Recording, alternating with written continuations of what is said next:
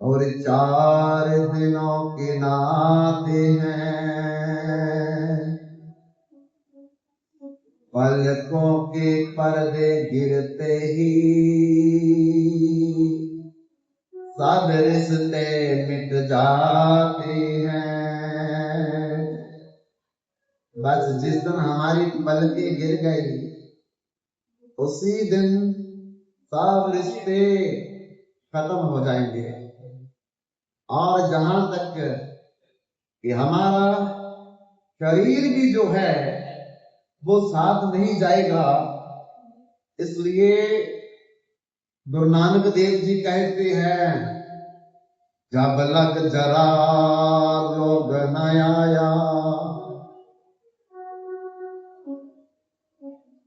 जब लग काल गरस ना काया, जब लग बिकट बई न बानी, नानक बदले सारंग पान। जब लग जरा रोग ना आया, जरा मैंने ऐसा बुढ़ापा कि बापर लेके भी न चला जाए, 4 आदमी पकड़े तब भी ना चला जाए, ऐसा बुढ़ापा जब तक ना आ जाए, और ऐसा रोग जो डॉक्टरों के पास भी इलाज ना हो। जब लग जरा रोग ना आया, जब लग काल गरस ना काया। अरे जब तक काल जमदूत आकर के सामने खड़े ना हो जाएं, जब लग बिकट बई न बानी, जब तक इस मुख के आगे 1.25 क्विंटल का ताला नहीं लगा दिया जमराज के द्वारा, नानक बदले सारंग पानी, उससे पहले पहले राम राम कर लो, उससे पहले पहले शाम शाम बोल लो, उससे पहले राधा राधा श्री कृष्ण बोल लेना चाहिए, ताकि आखिरी में भगवान जो है इस नाम के बल पर हमारा आश्रय बन जाए, हमारा अपना बन जाए। क्यों? क्योंकि संसार तो साथ जाएगा नहीं, और भगवान को हमने अपना बनाया नहीं, तो फिर दुविधा में दोनों पड़े। माया मिली ना राम, ना माया संसार मिला, ना भगवान को बनाया भगवान मिला। इसलिए बंधुओं, जिसने भी भगवान का चरणाश्रय लिया है, भले वो कितना बड़ा राजा महाराजा भी है, लेकिन उसने भगवान को अपना बना लिया है। ब्रह्मा जी के पुत्र हुए मनु महाराज, और मनु जी के पुत्र हुए नवग, और नवग 4 भाई, और सबसे छोटा भाई का नाम था नवाब।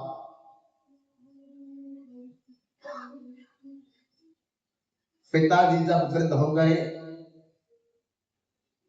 तो चारों भाइयों में प्रॉपर्टी जब जमीन जायदाद बांटी गई, तो तीनों भाइयों ने तो जमीन जायदाद धन बांट लिया, लेकिन छोटे भाई से कहा कि तुम्हारे हिस्से में तुम्हारे पिता आए।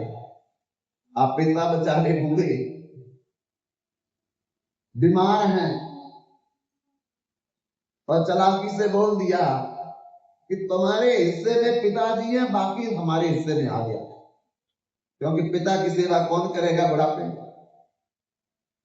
उसने कहा कोई बात नहीं, पिताजी के पास गया और पिताजी के चरण पकड़ करके बोलने लगा कि पिताजी, मेरे भाइयों ने मुझे जो कहा क्या ये सत्य है?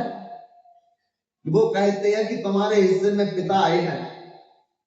कहा उन्होंने तुमसे चालाकी की है, क्योंकि उनको पता कि पिताजी अब बूढ़े हो गए हैं, काम करने वाले हैं नहीं, अब तो इन पर पैसा लगेगा, इनकी सेवा करनी पड़ेगी, ये तो सेवा कर नहीं सकते, इसलिए तेरे खाते में मेरे को डाल दिया है। पर पुत्र तू चिंता मत कर, तू मेरी बात मान, मैं तुम्हें जो कहूंगा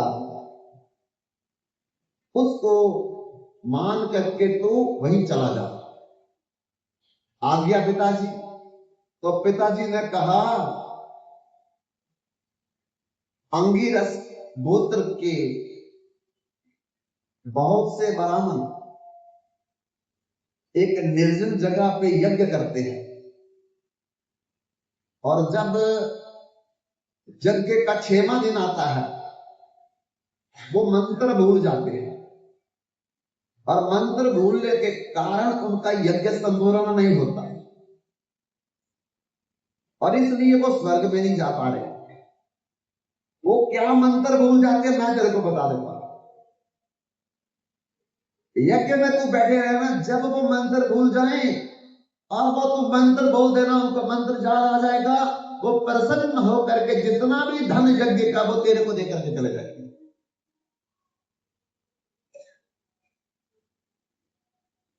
पुत्र ने कहा ठीक है पिताजी। पिता ने मंत्र समझा दिया। निर्जन जहां जहां यज्ञ चल रहा था, अंगिरस गोत्र के ब्राह्मणों के द्वारा वहां पहुंच गया, साइलेंट बैठा रहा, चुपचाप बैठा रहा। अब 5 दिन तो यज्ञ चलता रहा, और होती गलती रही, 6वें दिन भूल गए। जैसे वो मंत्र भूले, नवाब ने बोल दिया, और जैसे वो मंत्र बोला तो अंगिरस गोत्र ब्राह्मण को याद आ गया, उसी मंत्र को बोल करके यज्ञ संपूर्ण हो गया। विमान आ गए पार्षद लेकर के, और अंगिरस गोत्र के सब ब्राह्मणों को बिठा करके स्वर्ग में ले गए। जाते जाते नवाब का धन्यवाद किया और कहा, बेटा ये जितना भी धन है, सोना चांदी सब तेरा है। अब वो चले गए। नवाब धन इकट्ठा करने लगा तो उतने देर में भगवान शंकर प्रकट हो गए।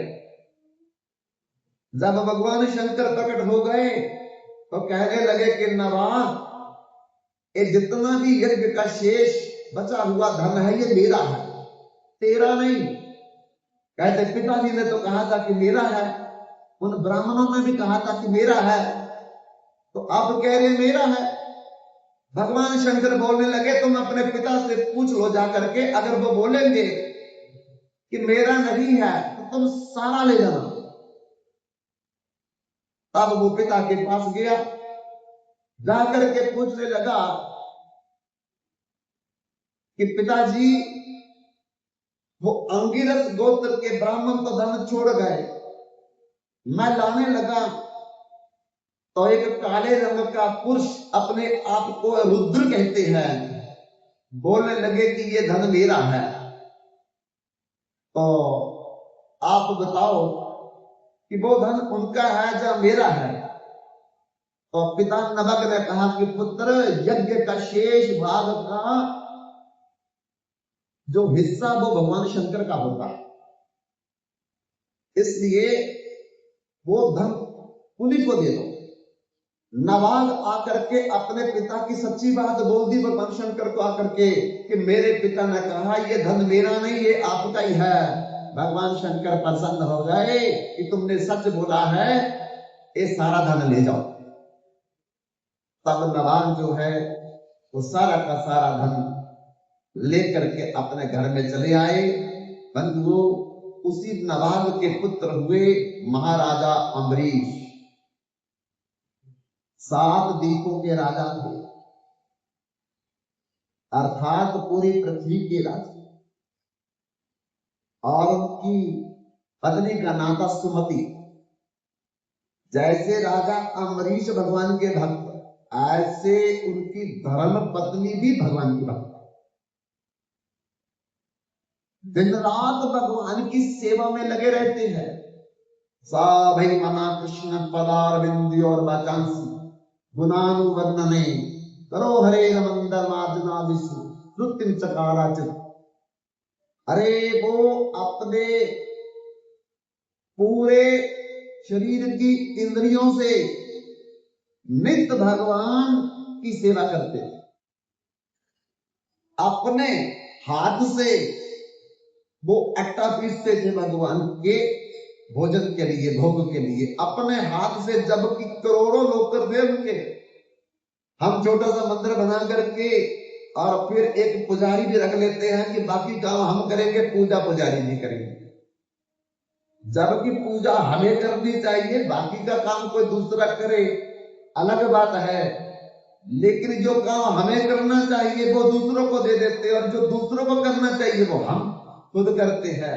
इसलिए अम्बरीश महाराज पूरी पृथ्वी के एक क्षत्र सम्राट है, लेकिन चक्की पीसते हैं भगवान के भोग के लिए, चावल उखल में कूटते हैं भगवान की सेवा के लिए, बगीचे में जाकर के पुष्प चयन करके लाते हैं और उनकी पत्नी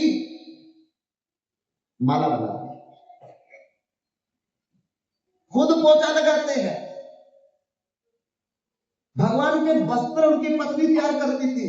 लाखों दर्जी उनके घर में हो सकते हैं, पूरी पृथ्वी के सम्राट दर्जियों की क्या कमी है, लेकिन उनकी पत्नी अपने हाथ से भगवान के वस्त्र बनाती थी, भगवान के गले का हार बनाती थी, भगवान के आभूषण तैयार करती थी, भगवान का भोग तैयार करती थी। हर सेवा पति पत्नी मिल करके बंधुओं भगवान की खुद करते, और राज्य की कोई परवाह नहीं। और भगवान को चिंता हो गई, ये सारा दिन पति पत्नी तो मेरी सेवा में लगे रहते हैं, अगर राज्य में कोई गड़बड़ी हो गई तो फिर वो मेरी चिंता है। तो भगवान ने अपने सुदर्शन को आदेश दिया कि तुम 24 घंटे 7 दिन राजा अम्बरीश के राज्य की निगरानी करोगे। आ गया ना भगवान की बात कि अनन्य सचिंत्यत्तो माम जे जना पर्योपास्ते तेषां नित्य अभियुक्तानां योगक्षेमं भाम्याम। भगवान ने अपना वादा पूरा कर दिया नहीं कि अनन्य भाव से जो मेरा भजन करेगा, मेरा चरणाश्रय लेगा, उसकी चिंता मैं करूंगा। देखो सुदर्शन को रखवाली पे, चौकीदारी पे लगा दिया भगवान ने। हम भी जब भगवान का भजन करेंगे तो नौकरी हमारी भगवान करेंगे, दुकानदारी हमारी भगवान करेंगे, घर की रखवाली हमारी भगवान करेंगे, हमारे बच्चों को भगवान देख लेंगे, हमको देखने की जरूरत नहीं है। और वैसे भी भगवान ही कर रहे हैं, हम क्या कर सकते। ट्रेन में फौजी जा रहे थे और बड़े बड़े ट्रंक है ट्रेन के डिब्बे में, एक फौजी ने अपना ट्रंक भारी अपने सिर पे उठा लिया, बाकी पूछने लगे अरे अपने सिर पर क्यों ट्रंक उठाया? बोले देखते नहीं कितने कितने बड़े ट्रंक आगे डिब्बे में भरे हैं, अगर मेरा ट्रंक भी डिब्बे में रहा तो कहीं डिब्बा ही बैठ ना जाए। तो फौजी पूछने लगे कि तुम कहां पर बैठे हो, तुम भी डिब्बे में बैठे हो, तुम्हारा ट्रंक तुम्हारे सिर पर, उसका भार भी तो डिब्बे के ऊपर ही है, उठाने से क्या फायदा। इसीलिए हमने बहुत का, अपने गृहस्थ का, अपने व्यापार का, अपने कारोबार का बोझ उठा रखा है, जबकि वो सब कुछ भगवान करने के लिए तैयार रहते हैं। संत कबीर दास कहते हैं मैं चिंतन करूं हरि का, काम की चिंता नहीं, काम की चिंता हरि करे, कहे कबीर मन माही। हम तो चिंतन करेंगे, राम राम करेंगे, तू राम राम कर, बाकी सब राम करेंगे, भगवान अपने आप करेंगे। हमें भगवान का भजन में मन लगाना चाहिए। बहुत अच्छी बात है कि भजन के साथ अगर हम काम भी करते हैं तो बहुत अच्छी बात है, पर भगवान गारंटी लेते हैं, वारंटी लेते हैं, गारंटी भी वारंटी दोनों लेते हैं कि तुम मेरा भजन करो, तुम मेरी शरण में आ जाओ, मैं तुम्हारा नौकर बन करके तुम्हारे सारे कार्य करूंगा। और बंधुओं, अम्बरीश महाराज के पूरे राज्य की निगरानी जो है वो सुदर्शन चक्र पर छोड़ दी भगवान ने। सुदर्शन चक्र 24 घंटे 7 दिन घूमता रहता है और निगरानी करता रहता है कि किसी प्रकार से कोई राज्य में गड़बड़ी ना हो जाए, तो बंधुओं, अब एक दिन राजा अम्बरीश के मन में आया कि मैं वृंदावन जाकर के जमुना के किनारे कुटिया बना करके और मधुबन में आश्रित होकर के 1 साल तक जितनी भी साल की 24 या 26 एकादशियां हैं उसका निर्जल व्रत करूंगा। निर्जल व्रत 1 साल। हम लोग तो फलाहारी करते हैं, जलाहारी करते हैं, रसाहारी करते हैं, लेकिन अम्बरीश महाराज भी पहले तो ऐसा ही करते थे, लेकिन अब उनके मन में आया कि 1 साल तक 26 एकादशियां जो आएगी वो मैं निर्जल करूंगा। तब सुमिति पत्नी ने कहा कि आप निर्जल करोगे तो मैं भी आपके साथ निर्जल करूंगी, क्योंकि वो पतिव्रता नारी। पति जो करेगा पत्नी वैसा करेगी, तो उसे कहते पतिव्रता नारी। राजा सरजाती हुए एक बार अपनी सेना चतरंगिनी लेकर के युद्ध जीत करके पताका फहराते हुए अपनी नगरी में वापस आ रहे थे। रास्ते में रात पड़ गई और वहीं शिविर लगा करके रुके। उनकी पत्नी भी साथ में थी, उनकी कन्या सुकन्या जिसका नाम था वो भी साथ में थी, उसकी सहेलियां भी साथ में थी। शाम के समय अपनी सहेलियों को सुकन्या लेकर के वो शिविरों के बाहर घूमने लगे। सहेलियों के साथ खेलते खेलते सुकन्या ने एक बामी को देखा, बर्मी को देखा, और बर्मी में 2 सुराख थे और उन दोनों सुराखों में प्रकाश आ रहा था। बाहर को प्रकाश आ रहा था। सुकन्या ने देखा इस बामी में प्रकाश कैसे आ रहा है, तो उसने क्या किया, लंबे लंबे कांटे लिए 2 और दोनों कांटे लेकर के उन सुराखों में मारने लगी। और जैसे सुराखों में कांटे मारने लगी तो उन सुराखों से रक्त निकलने लगा बाहर। तब तो सुकन्या डर गई, सहम गई, बिना बताए सहेलियों को लेकर के अपने टेंट में चली आई और सहम करके बैठ गई। लेकिन वो तो सहम करके बैठ गई, बिना बताए बैठ गई, और पीछे से क्या हुआ, सारी सेना के श्वास रुक गए। राजा का श्वास रुक गया, रानी का श्वास रुक गया, सैनियों के श्वास, सैनिकों के श्वास रुक गए। जब श्वास रुक गया तो हाल बेहाल हो गए। राजा तुरंत पूछने लगा, अरे किसी ने कुछ किया तो नहीं, ये क्या हुआ है? तब खोज करते करते सुकन्या के पास जब राजा आया तो सहमी हुई सुकन्या को देख करके पूछा कि पुत्री, तुम्हारे से कोई अपराध तो नहीं हुआ? तो डर के बोलती है कि पिताजी, वो बामी में प्रकाश आ रहा था, 2 छिद्रों से मैंने कांटे लेकर के उसमें बार बार मारने का प्रयास किया और छिद्रों से रक्त निकला बाहर। ओहो, राजा समझ गए कि बामी के अंदर कोई महात्मा बैठा तपस्या करने के लिए और उनकी आंखों से प्रकाश आ रहा होगा। मेरी कन्या ने बहुत बड़ा अपराध कर दिया। तुरंत दौड़े और दौड़ करके उस बामी को खोद करके अलग किया तो अंदर देखा चायवन ऋषि जो है वो अंदर आंखें बंद करके बैठे हुए हैं और उनकी आंखों से लगातार रक्त बह रहा है। इस अपराध के कारण राजा, रानी, सहेलियां, सैनिकों के श्वास रुक गए। राजा बार बार चरण स्पर्श करके, चरण दबा करके चावल ऋषि से क्षमा प्रार्थना करने लगे। हे ऋषि, पर मेरी कन्या से बहुत बड़ा आपके चरणों में अपराध हो गया। ऋषि ने नेत्र खोले और खोल करके सामने राजा को देखा और राजा बार बार हाथ जोड़ करके क्षमा प्रार्थना कर रहे थे कि आप जो कहेंगे हम सजा भोगने के लिए राजी हैं, हमसे अपराध हो गया। चावल ऋषि ने कहा कि देखो राजन, अपराध तुमसे नहीं हुआ है, अपराध तुम्हारी कन्या से हुआ है।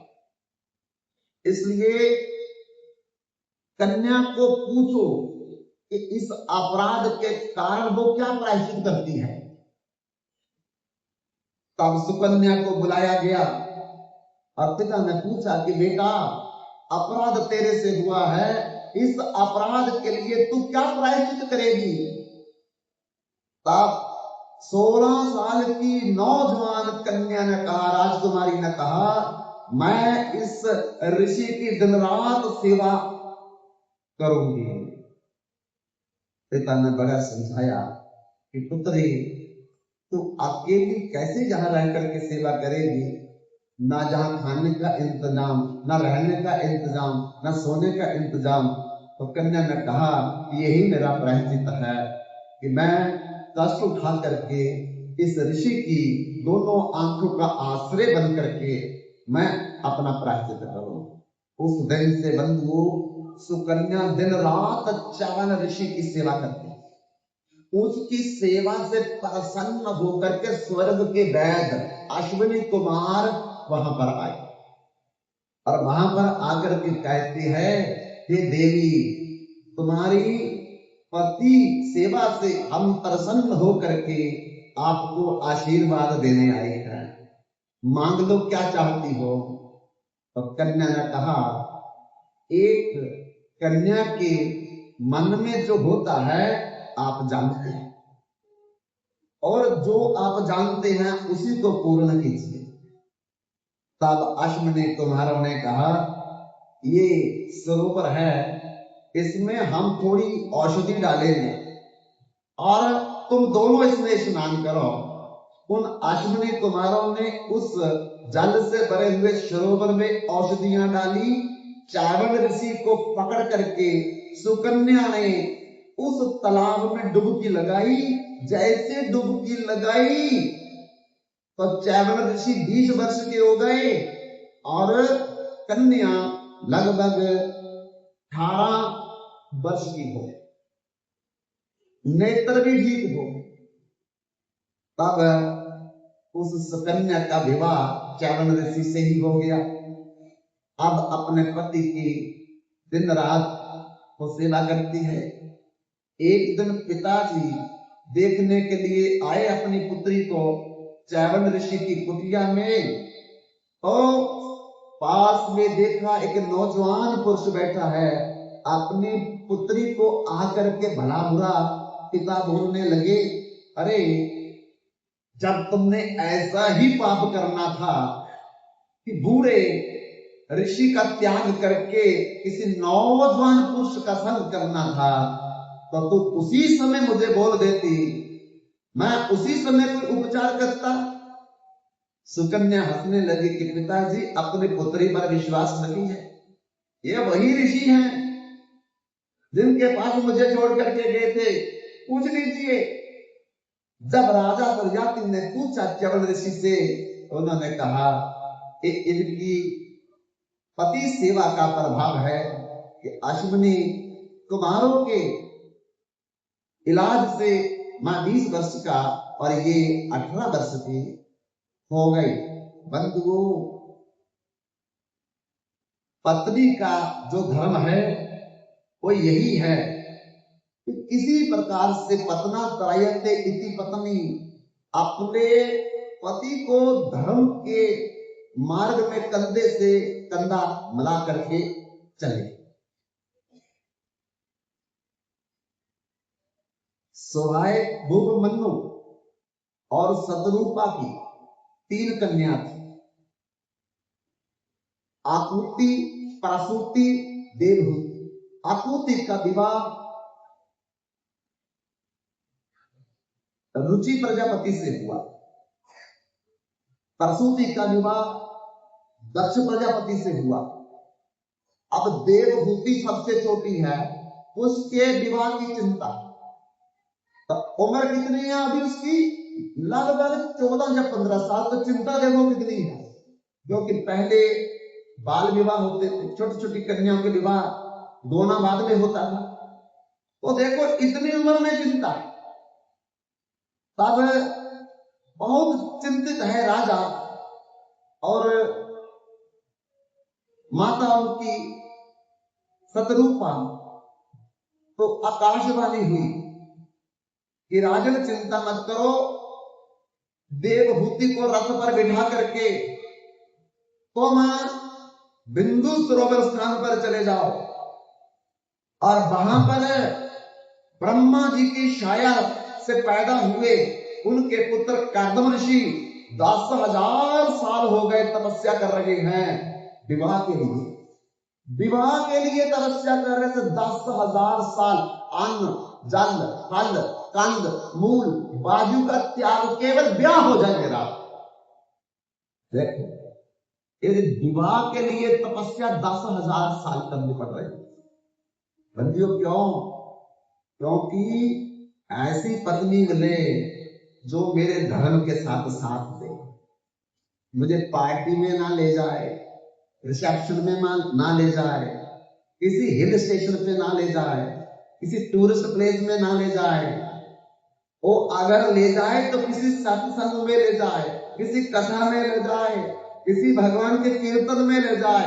इसलिए 10,000 साल तपस्या कर रहे थे वो, और भगवान प्रकट हो गए। प्रकट होकर के कहा, कर्दम हम तुम्हारी तपस्या से अति प्रसन्न हैं, वर मांगो। तो कर्दम ऋषि कहते, आप जानते ही हो मैं क्यों तपस्या कर रहा हूं। भगवान कहते, मुझे पता है, आज के तीसरे दिन सवाय भूम मनु और शतरूपा अपनी छोटी कन्या देवहूति को लेकर के तुम्हारे पास आएंगे। इनकार मत करना, हां कर देना।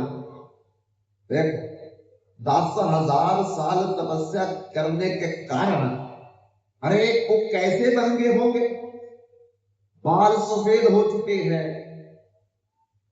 आंखें अंदर दह चुकी है, शरीर हड्डियों का पिंजर बन चुका है, कुछ नहीं। लेकिन भगवान ने कहा, इनकार मत करना। वो राजकुमारी को, पूरी पृथ्वी के सम्राट अपनी राजकुमारी को लेकर के आएंगे तुम्हारे पास, विवाह का प्रस्ताव रखेंगे, हां कर देना। बंधु मनु महाराज और शतरूपा अपनी छोटी कन्या देवहूति को लेकर के, जिसकी उम्र लगभग 14-15 साल थी, बिंदु सरोवर स्थान पर कर्दम ऋषि के पास आए। कर्दम ऋषि की कुटिया है कि दिन को तारे दिखाई देते हैं, और अंदर छिपकलियों के ढेर, मेंढकों के ढेर, चूहों के ढेर, मकड़ियों के जाले जाले लगे हुए हैं।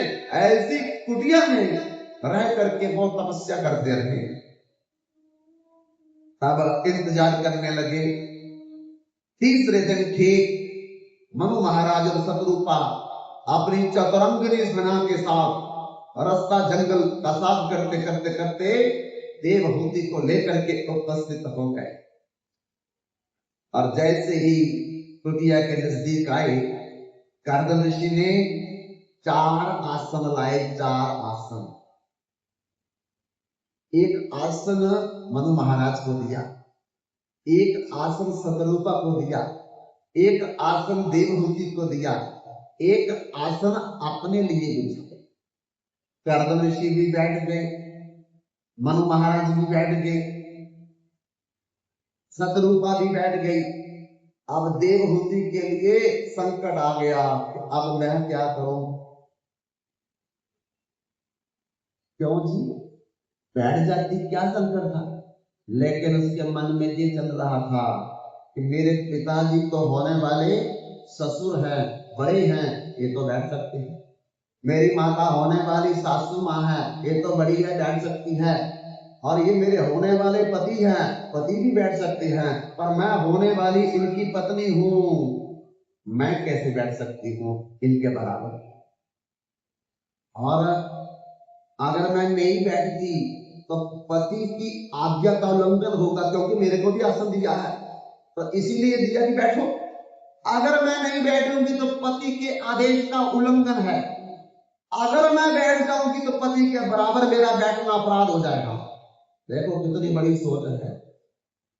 आज की लड़की होती तो पति नीचे बैठता ऊपर बैठ जाता।